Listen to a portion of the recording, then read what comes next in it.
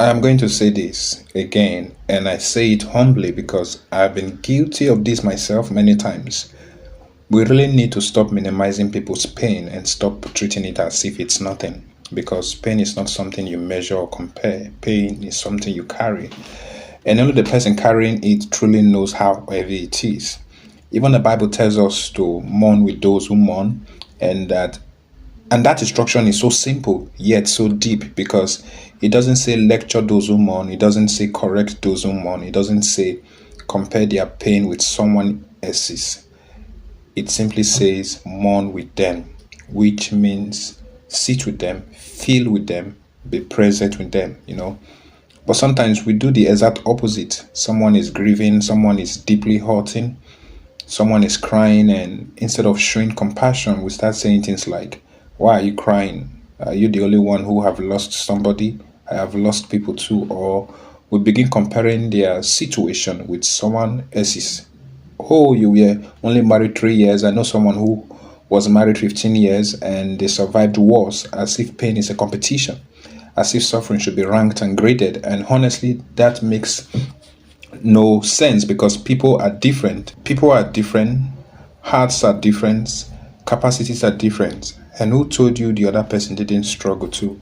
Who told you they didn't cry in secret or fight silent battles just to survive?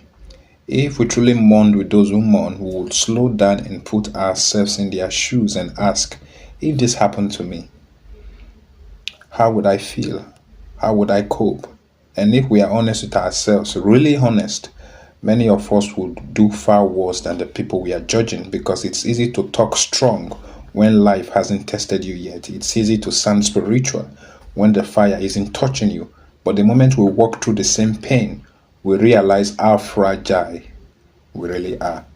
And and sometimes this harshness even hides behind religion. We say things like just pray harder, just fast more, just be strong. But the Jesus I know is compassionate, patient, gentle, and long suffering. Sometimes people don't need another sermon. They need compassion. They need someone who will simply sit down and say, I am here. Talk to me. Okay? I've experienced this personally too, where I stopped sharing certain struggles with certain people because every time I opened up, instead of compassion, they minimized what I was going through or compared it to someone else. And I thought to myself, can you just be patient with me for once? I'm not asking for pity, I'm not asking for attention, I just need understanding. And the truth is that the presence of compassionate people can actually help heal wounds faster than 1,000 words ever could. Look at Job. It wasn't his friends who killed his children. It wasn't them who destroyed his property. It wasn't them who struck him with sickness. But honestly, their absence would have been better than their presence because instead of comforting him, they judged him, accused him, blamed him, and added more weight to a man who was already crushed. Sometimes we can actually wound people more deeply than the original hurt simply because of our lack of compassion, our impatience, and our careless words. Okay, I have seen situations where people blame victims for what was done to them, accusing them, shaming them, telling them they caused their own pain, and that's heartbreaking because someone who is already bleeding doesn't need interrogation, they need mercy. Pain is heavy, betrayal is heavy, trauma is heavy. There are people who get so hurt that they start saying things like, I wish I was never born. Oh, I don't want to live anymore. And that shows you how deep emotional wounds can go.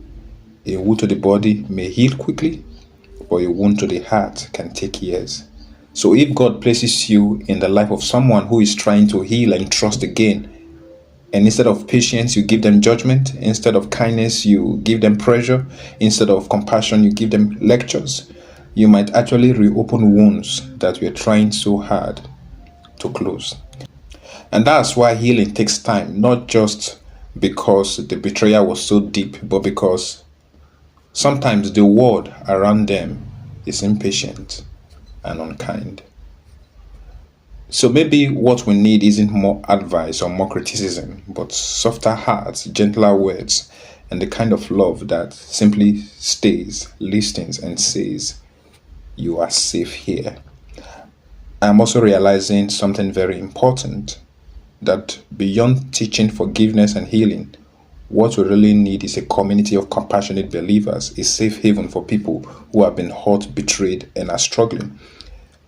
People who won't just preach at them, but will walk with them through the slow journey of recovery and healing. Because healing rarely happens alone. And sometimes I ask myself a simple but serious question.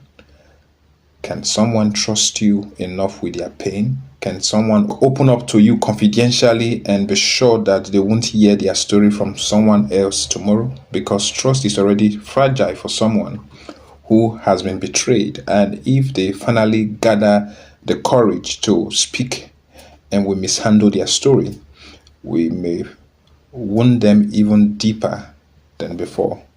Over the years, I've realized that many people who are hurting actually want to talk. They want to open up. They want someone they can vent to, someone they can share their struggles with. But too often, their pain gets minimized or played down, and people say things like, "Is that all?" "Oh, why are you still thinking about it?" "Oh, just move on." And sometimes we speak that way simply because we've never been in their shoes. We've never felt that level of betrayal ourselves. Take something like marriage, for example.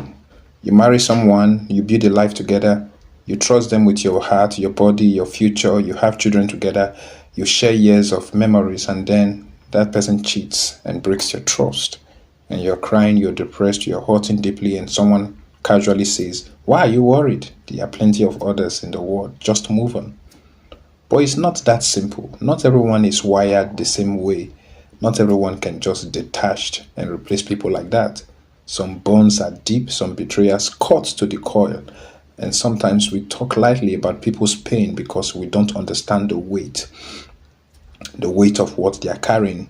That's why we must stop minimizing what people feel. We must stop belittling their pain or acting like it's nothing, because what looks small to you might feel life shattering to them.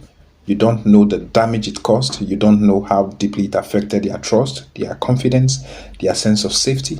And sometimes people don't even need solutions or advice or sermons. Sometimes they don't need you to fix anything at all. They just need a listening ear, someone patient, someone gentle, someone who won't rush them or judge them, but will simply say, "I am here.